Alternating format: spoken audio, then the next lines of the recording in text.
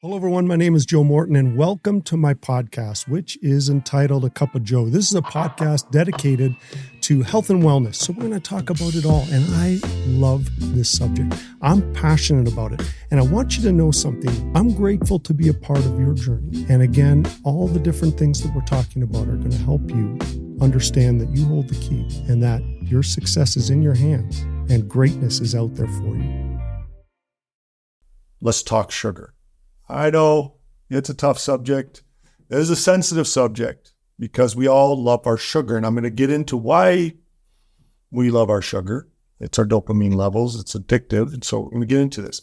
But I want to make this clear also going into it. I'm not against sugar, okay? We need sugar. Our bodies need sugar. But I'm not anti-sugar. I'm anti too much sugar, okay? We all love a little treat. But here's the thing. When I was growing up, a treat that we experienced, treats at special occasions throughout the year, holidays, vacation stuff, that's become our everyday nutrition. Well, think about that for a moment. In the last several decades, we've gone from treats becoming our everyday nutrition. It's hard to believe. So let's just talk about this for a second. What we have on this table is two piles of sugar, okay? And now I also want to say you're going to get a lot of different statistics if you Google this, lots of different Google. If you do a quick Google search of 1900 consumption of sugar versus modern day, you're going to get, I think it's like 80 pounds or 90 pounds in the 1900s to 180 pounds average consuming in 2011, okay? Or 2010 or something like that. That's what you're going to get as a quick search. But I wanted to understand that further. So I kind of dove a little deeper. There's lots of different statistics out there, okay? But one website that I came across, which is diabetescouncil.com or something, has to do with diabetes. I mean, that's a pretty important, and I'm going to get into that in this podcast as well. What they came up with is in 1915, 17.5 pounds. Now, that's not exactly 17.5. That's 15 pounds. No, that's 16 pounds right there. Okay, because each one of them each bag is 4 pounds. So there's 16 pounds. So basically just another pound and a half we've got. And that's what, according to that website, said that we were consuming in 1915. Now, in 2011, it's a whopping 150 pounds. Okay, what the average American will be consuming. Okay. This is average. And again, depends on the website you hit, depends on the different, this is added sugar, by the way. Depends on what you're looking at, okay? So whether it's the one that you get a quick search and it's 90 pounds and then it's 180 pounds, which is 30 pounds more than this, still a heck of a lot of sugar. You know what I mean? So we're going to get into this in just a moment here, and we're going to go through some of this. So again, as you're going through your health and wellness goals, your objectives, your dreams, what you're trying to accomplish, I just want you to step back and think about this for a moment and just say, could this be affecting me? I'm not saying it is for you. Everyone's different. Everybody's different. That's another thing to consider too. Everybody is different and everybody's going to react a little differently. I happen to work out a lot, okay? I work out a lot. I love exercising. I love the workout process. So I'm passionate about that. I'm not so worried about necessarily weight gain, although that can happen if I consume too much sugar and I end up backing off on my routine. But it affects me in different ways. It affects me in energy levels. It affects me in sleep patterns. Of course, we're going to get into this here. It affects me in just like brain fog. I'll get into that in just a moment. So it's going to affect us in different ways, okay? So let's jump into this. Generally speaking, we're about this in the early 1900s and about this in the early 2000s, okay? Approximately. Again, you'll Google it and I know you'll come up. Either way, it's pretty staggering. Okay, so with that said, let's talk about 12 signs, and this is just research. Guys, do your own research. This is a podcast that's hopefully going to get you kind of going, hey, I can research this on my own. I want to look into this on my own. Don't take just because someone says, here, eat this is the best thing to do. Research. It's your body. It's your body. And you can make choices on what you're going to put in here and how it's going to affect you in your health and wellness. Now, this is a quick search, Everyday Health magazine, I guess, newsletter, and 12 potential signs you're eating too much sugar, okay? Per a Harvard Health publishing study, okay, when we eat sugar, most of it gets broken down and absorbed in the small intestine is what it starts off with. Specialized enzymes attack larger molecules and convert them into three simpler sugars, glucose, galactose, and fructose. The liver and muscles store some of the glucose as glycogen, a molecule. By the way, we'll get into glycogen at one point because this is a part of the exercise process that you want some glycogen in there and you're going to burn that while you're exercising. A molecule that turns back into glucose when your body needs it. When glucose enters the bloodstream, however, levels of blood glucose rise. In response, the pancreas secretes insulin to help glucose get where it needs to go in your body.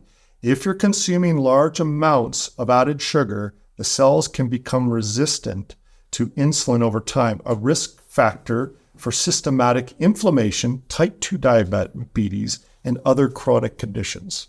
I'm just reading straight from this newsletter. That's per a Harvard study, okay? I think we can trust Harvard. Pretty good university, I'd say.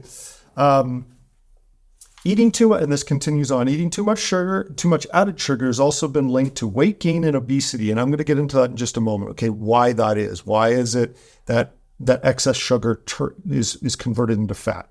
Risk factors for heart disease, non-alcoholic fatty liver disease, and cancer. Excessive intakes of added sugar impact our energy. Remember I mentioned that it'll affect my energy, mood, weight, and disease risk, okay? And it says across the board, it can impact our physical and mental well-being. So that's kind of my opening statement. This is from a Harvard study that they're quoting, okay? And again, it's going to affect us in different ways, but I wanted to point that out because for me, it kind of affects my energy levels. It really brings me down. I don't understand this. I don't understand exactly why, but my mood, it could spike my energy really high and then bring me down, which is actually not, we talked about this as kids. We don't talk about this so much anymore. We talk about, hey, don't give them, they get a sugar rush and then a crash. And so it's just this constant up and down, up and down, up and down. We have to be hitting it all the time. But now we're hitting it all day long. And I think we can agree that we're hitting it with sugar in all different areas. And so we're constantly in this swing. And it's hitting our insulin levels and it's really affecting us. So 12 potential signs were, and I'll just highlight these because I get into a lot of them in the rest of this. Weight gain, hunger and weight gain, interesting. Number 2, irritability. I'm one of those guys. Low energy. Foods don't taste sweet enough, so it becomes like an addictive thing. Cravings for sweets, of course, that we end up craving it. And I'll get into this in just a moment, but it's a bit of a dopamine, it's not a bit, it hits our dopamine levels. So high blood pressure, acne and wrinkles, joint pain, sleep issues, brain fog, and cavities. Nobody likes cavities.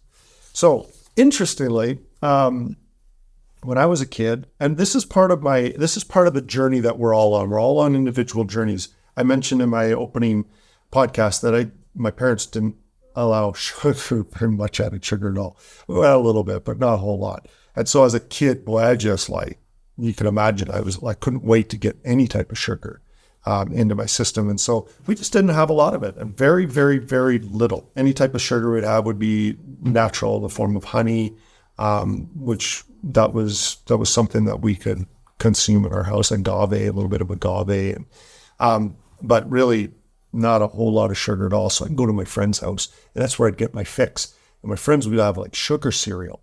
They'd be like, "Hey, Joe, what do you want with your sugar cereal?" I'm like, "Coke." And they would give me Coke. Like, who drinks Coke at breakfast? They're probably thinking, this kid's a little weird.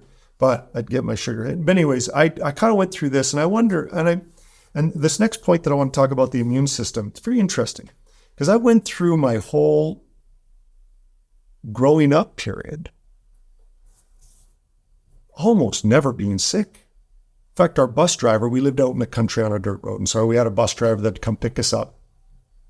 We really did have to go about a quarter mile to the bus stop. I know you hear that from parents. They climb hills in the snow both ways, but we really did. We walk all the way to the bus stop. It's like a quarter of a mile, and we had the same bus driver. And when we moved away from that area, when my parents finally sold that house and moved, she made a comment. I was your bus driver for all 5 of the Morton kids. I don't remember your kids being sick. I'm sure we were. I mean, we'd have the common cold and so forth. That's going to happen. But generally, we were not sick. Much to our dismay, because, you want to be sick and not go to school. Like, man, I just want to miss school. But we didn't have that. So, immune system.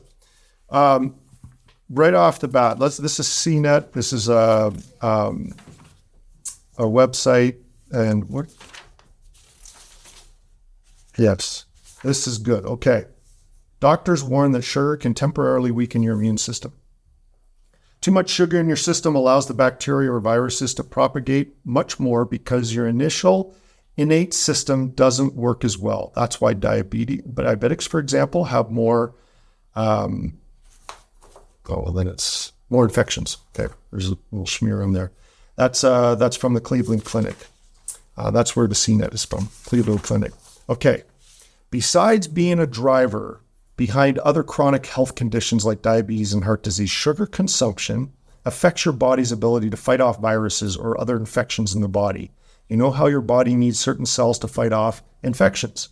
White blood cells, also known as killer cells, are highly affected by sugar consumption. Like Dr. Roizen mentioned, sugar hinders the immune system since, according to a study done on fruit flies, the white blood cells are not able to do their job and destroy bad bacteria or viruses, as well as when someone does not eat sugar, as well as if someone's not eating sugar. Another study showed that high blood sugar affects infection-fighting mechanisms. Again, goes into the same thing. So there's multiple. And here's an interesting part.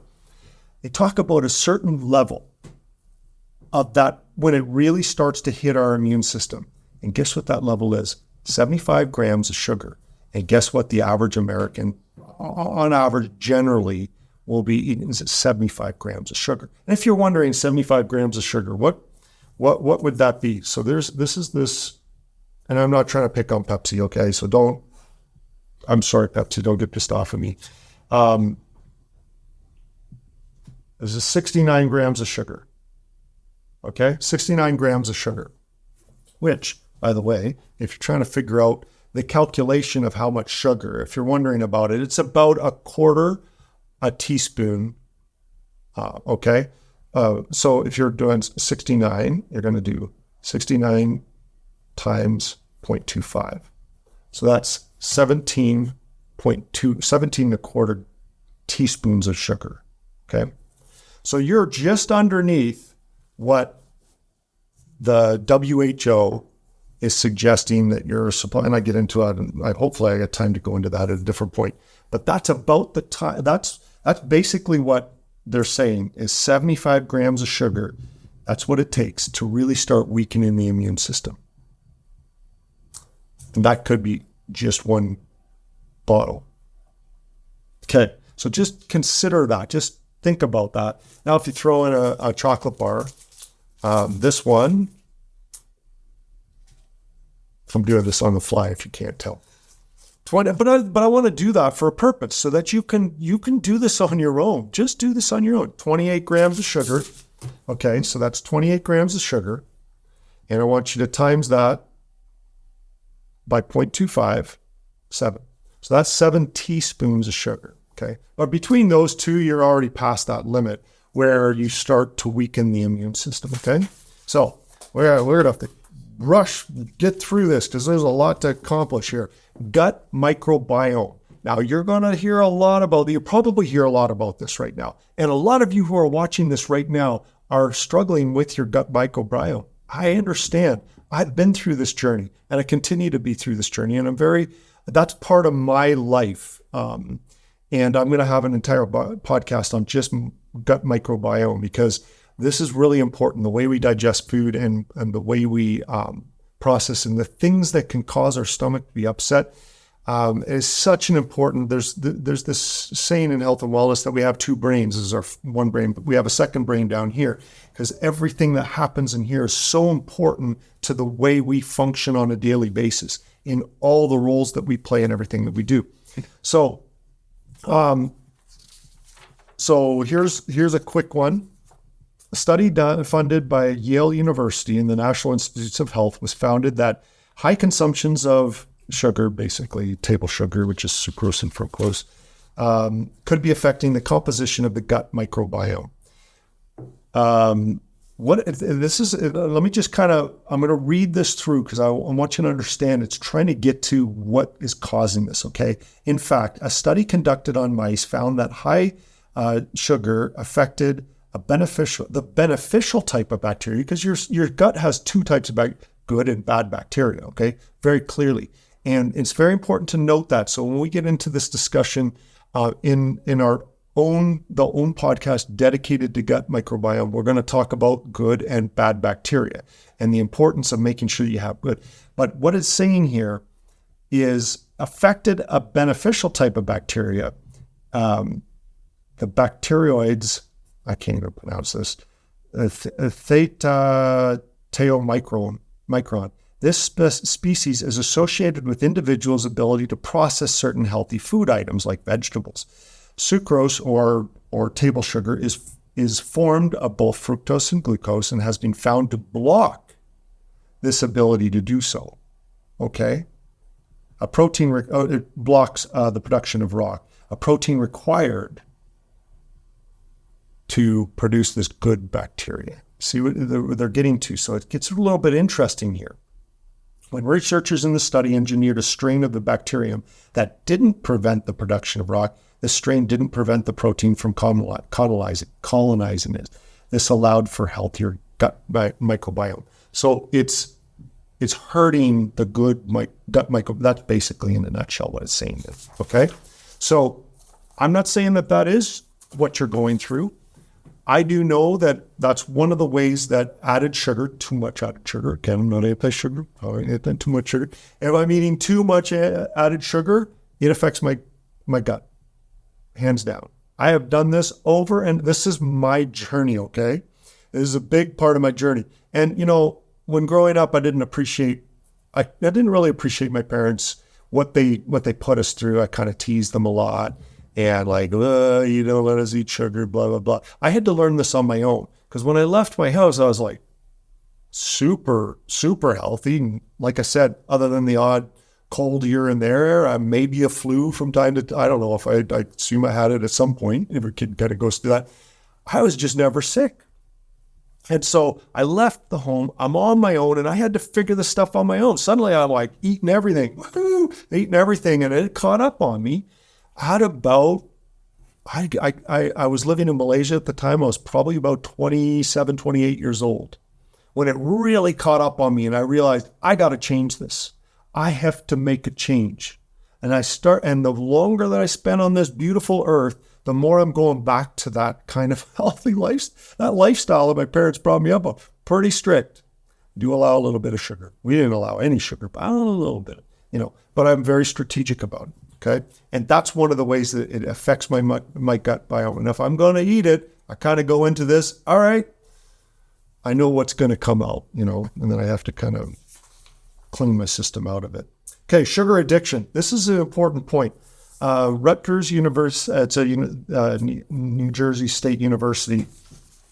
It's entitled Sugar Addiction, More Serious Than You Think. If you think you might be addicted to sugar, it's a pretty good chance you are. And when you see how much sugar exists in and now that we're talking about this, again, I'm doing some of this stuff on the fly because I want you to just do it yourself. Say, hey, but I just drink Gatorade. Okay. This is one of the smaller Gatorade bottles. And I'm not anti-Gatorade. I'm going to do a lot of exercise. If I'm going to go do an event, by the way, little tip, if you're going to go into an event, say you're doing a half marathon or a marathon or whatever it might be, there's an organized event. They're going to have aid stations along the way. It's a triathlon, whatever it is. Figure out what they're going to be serving at the event. Okay? Very important, because if you're training on Gatorade, for example, and then they have some completely different electrolyte replacement, and you go in, guess what your gut's going to do? It's going to have a hard time because you're not used to it. Okay, you're used to a certain amount of electrolytes and so forth. So I'm not down in this because of electrolytes and stuff. And when you exercise, you need an amount of sugar, and I'll get into that. And of course, there's two different camps on this. If you're keto, you think differently but most people will say they do well with electrolytes. We'll get into that in a different episode. So let's just kind of put that on the back burner and we'll talk about it. But Gatorade, a lot of people will drink Gatorade or Powerade or whatever it may. And again, I'm not down in Gatorade because I'm very aware of it. So this small one, which is 12 fluid ounces, has 21 grams of sugar. Okay, 21 grams of sugar. So 21 times 0.25. 5.25 teaspoons of sugar for just this small bottle here. So if you're just drinking this recreationally, you may want to consider that a little bit. So, okay, addiction. Again, I kind of got a little bit distracted there, but I'm kind of giving you an idea that it's in so much of what we do, okay? Addiction. Basically, the nutshell is this. The study demonstrates, and this is a study that, as I mentioned, out of Rutgers University. The study demonstrates the effects of sugar addiction, a withdrawal, and relapse are similar to those of drugs of abuse. Okay, so it gets into that we're hitting dopamine rushes and dopamine hits. And let's see here. An animal study published in the Journal of Nutritional Neuroscience linked implications of an animal model of sugar addiction, withdrawal, and relapse of human health.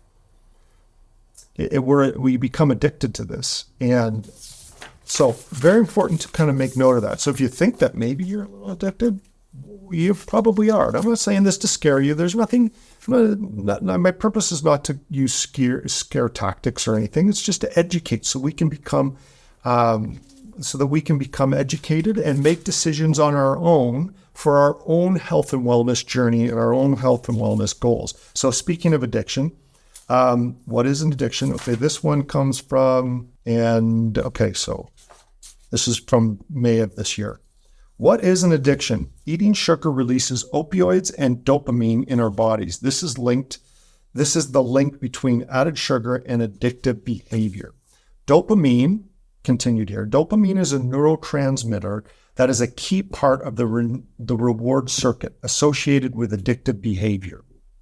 When a certain behavior causes an excess release of dopamine, you feel pleasurable high that you are inclined to re-experience and so repeat the behavior.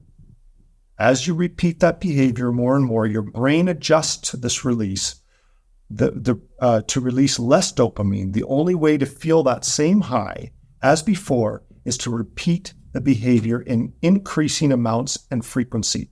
This is known as substance abuse. And sugar does hit your dopamine levels, our dopamine levels. So, it says here, sugar activates the opioid receptors in our brain and affects the reward center, which leads to compulsive behavior despite the negative consequences like weight gain, headaches, hormone imbalance, and more. Each time we eat sweets, we are reinforcing those neural pathways, causing the brain to become increasingly hardwired to crave sugar, building up a tolerance like any other drug. So, this one's entitled, Sugar Might Be as Addictive as Cocaine. Wow. Okay, so let's move on to other areas. Again, I can only cover so much in a podcast like this, and I'm reading from these specifically on purpose, because I want to model a little bit here what you can do. Don't suggest you go and buy this sugar. I did this for the podcast purpose, but you can do this on your own. You can just Google it. Get your own research and study it. And you might be thinking, gosh, I'm having a hard time sleeping. And maybe I should look at one of my night routines. This is very common. I don't know if this is your night routine. It's been my night routine in periods of my life, you eat a bunch of cookies or you eat a bunch of ice cream right before bed, whatever it might be, and you might be wondering, why am I having a hard time sleeping? Well, guess what? Sugar is linked to sleep challenges as well. There's a lot of other things that are causing challenges with our sleep, for sure. Okay, there's lots of things. There's light. In fact, a lot of people wear special glasses, blue light glasses, to protect them from screens that we look at. We all look at them, every one of us. And, what can we do to lessen that? There's watching the news right before bed. I highly recommend you don't do that. Holy macro. That's just like feeding fear and anger and bitterness. Don't do that. That's not helping your sleep. But anyways, let's focus on sugar for today. Sugar and sleep. This particular article written by Stephen Moss in 2020. Too much sugar can lead to weight gain, of course. This is a theme that you're going to hear quite regularly, and I'm going to get into weight gain here in just a second. Too much sleep can lead to weight gain, cause tooth decay, and increase risk of diabetes. But it also has other profound effects. It messes with your sleep in such a way that your sleepiness will leave you with cravings for more sugar. So, sleeplessness. So what's interesting is what he's saying here is it can affect your sleep patterns where you don't sleep well enough. And if you don't sleep well enough, and if you don't get enough sleep, guess what? It makes you crave sugar more. It's like this crazy loop, okay? 2016 study found that people who have diets high in sugar tend to sleep less deeply and display greater sleep restlessness at night. According to Dr. Michael Breus, aka the sleep doctor, apparently he's a sleep doctor, a U.S. clinical psychologist who specializes in sleep disorders, too much sugar leads to a tendency to eat later in the day because blood sugar levels are zigzagging out of control. That adversely affects sleep, and your disrupted sleep will, in turn, produce an even greater craving for sugar the next day. The vicious cycle is complete. Okay? So if you're wondering, man, I struggle with sleep, and you have certain late night habits, which are not uncommon, consider that. Now, to that point, I used to travel a lot. I lived on the road. I would go city to city, country to country, as I was building my business. And we were at the company I was one of the owners with. I would travel. We were doing business over 42 countries, so I was very active. I was gone. And I'd speak to a lot of groups, sales groups. And I would finish late at night. That's generally when our meetings would be. They'd be 10 o'clock. It would be not uncommon for me to get back to my room by 11 o'clock at night. If I didn't eat, or even 12, if I didn't eat with the sales group, I'd of course be hungry. I'm speaking in front of a group of 100 or 500 or 1,000 people. You kind of get your hunger going, your mind's going. It's kind of tough. And I got into this bad routine where I would eat late at night. And what do you often eat? Eat sweet stuff. And it got into this rough routine. So I can attest to what he's talking about here. It's something that's hard to break that cycle. But I can assure you that you can break this cycle. And it's important, if that's part of your sleep challenges, consider that. If you're experiencing sleep challenges, consider that, okay? And I've gotten off to that. And every now and then I break that rule and I just have trouble sleeping, and then I kind of get back into my pattern, okay? But I can tell you that eating sugar late at night, it affects me. It affects my sleep greatly. And then therefore it affects the next day, and it becomes a cycle. Sugar in the brain. And this is important. We're going to go into this because you might be wondering, I get brain fog or anxiety. I'm not saying there's any quick fix to any of this, okay? So please understand, I'm not trying to say that sugar is the only reason why a person has anxiety or a tendency for depression. Not at all. That's not my point in this. And please don't take that away from this conversation. If you need professional help, of course, go that route. That's not what I'm saying. But I'm saying it could affect, okay? So I'm just saying it could play a role, and it does in my case when it comes to brain fog and not being able to think clearly and straight. So this is nurseregistry.com, how sugar affects the brain.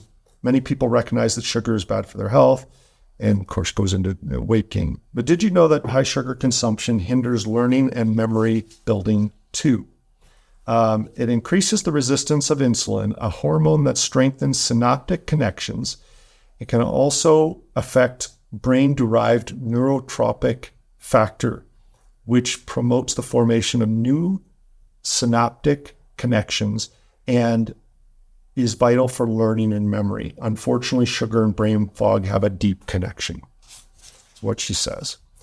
And a deep connection also with depression and anxiety. Again, I'm not saying that that's the only cause, so please understand me when I'm just reading what's stated here. After eating a sugary snack, your blood sugar levels spike and you may experience irritability or brain fog. When your blood sugar levels crash, you may feel anxious, tired, and moody. It is important to be mindful of your blood glucose levels on a daily basis. And again, this becomes part of all of our journeys to understand. And so if this is something that resonates with you and you think, I could research it, I'm not saying it's the only thing. Oftentimes you're going to hear, and one thing I want a theme on this, a lot of times we find something that works for us and we think, that's it. I'll put my finger on I got it. I've solved it all. This is the only issue. I'm not saying that that's the case. I'm saying I believe that in the world that we live in, there are so many things that we experience more on a daily basis here.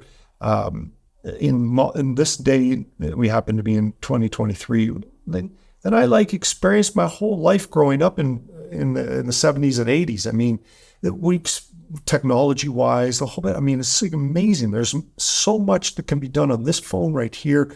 I mean, we experience so much. We're being hit by so many areas.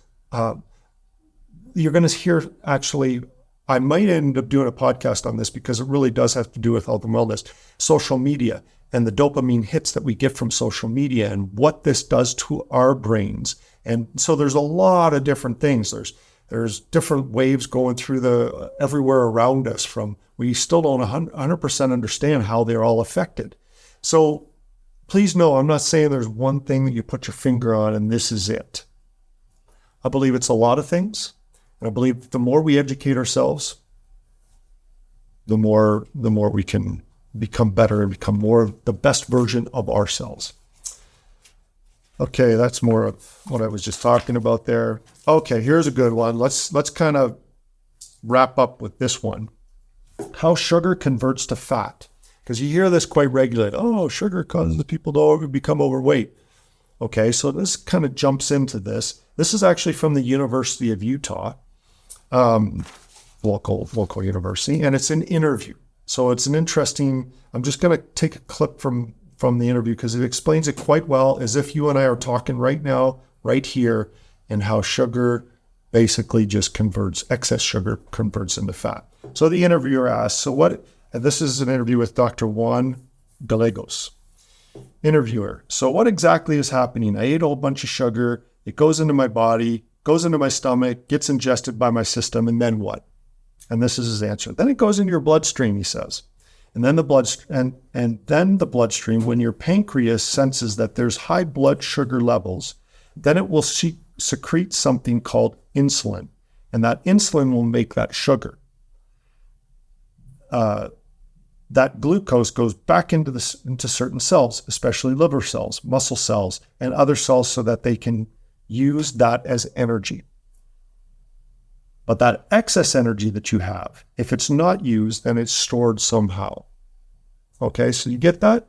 We do need a certain amount of sugar. And again, that's going to be debated. There's certain people that do you fuel on fat? That's more of the keto story. Or do you fuel on carbohydrates? And so we're talking more of a general understanding, because I do want to talk about keto eventually and have a podcast dedicated to different types of eating styles, because the keto is going to say, no, the best way to do it is to burn fat as your energy source versus carbohydrates. So, but what he's saying here is your body uses that sugar that it needs, but then if there's excess sugar, it stores it. And what is it? And it says, yeah. He says the way it's stored is basically in the fat cells, but also sometimes it's stored in other places where it shouldn't be. Okay. So that's in a nutshell, out of all the different different links that I was looking at for fat, I thought that would be probably the best way to be able to describe it. Too much sugar. We need sugar. According to this researcher and according to that camp, again, everywhere, we're going to have different camps here, but that camp saying that we use carbohydrates, we have sugar to help fuel, it's gonna do that. But the excess is just short as fat. And so the excess part is what we're talking about here. Not anti-sugar, anti-too much sugar. And when we have too much sugar in our life, in our diet, and what we're putting in here, by the time it goes in here, by the time it comes out here, I guess it doesn't come stored as fat as we say, but basically that's what's happening. Okay, and unfortunately that happened. That takes place. So this one, I don't know if I showed this one yet, but a lot of us like to drink energy drinks. This is 63 grams of sugar. And again, not getting on their case here. 63 times 0.25, 15.75 grams of sugar. Just start going through your own, just kind of figure out what works. Now here's an interesting one. It's kind of like I actually like Clif Bars. They're really good. But recognize if you're just eating this as a snack versus the original purpose. I mean, there's a guy hanging off a cliff on this. The whole purpose originally for this is to fuel a person when they're exercising, they're going through some endurance. And I've used this a lot in my endurance events over the year. But this has 16 grams of added sugar. And so I'm not saying it is wrong. It's just keep that in mind. So that's basically 4 teaspoons of sugar. Okay. Now, what can you do? Okay. Is there something that can be done? And the answer is, of course there is. We have choices. You have choices each and every day. You are faced with choices all the time. Oh, and by the way, one of these choices, I want to point this out. It's just empty calories. Okay. Really, that's what, because it's not really, we're getting plenty of sugar in our diet. It's not like we really, really need this sugar. Okay. Sometimes we do. Sometimes, you need a little quick hit, but for the most part, we're doing pretty well here in our culture. So there's a lot of empty, but we have those choices on a daily basis. And you have a choice whether you take sugar, for example. Let's say you drink your coffee in the morning, midday, night, whatever, however often you're taking your coffee. You have a choice whether you're going to put sugar in it or, let's say, monk fruit or say stevia. I like these solutions. I like them a lot. Okay, stevia is a plant. Again, research it on your own. It's very interesting. It's a plant. I mean, this is derived from a plant source.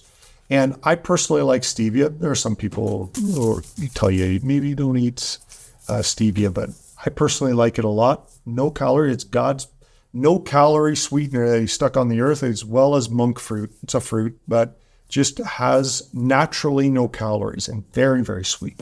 You put this in your coffee or your tea or whatever, or you sprinkle it on your oatmeal, I don't know, whatever you want to generally would put sugar on. Instead of brown sugar on your oatmeal, put a little bit of stevia, put a little bit of monk fruit.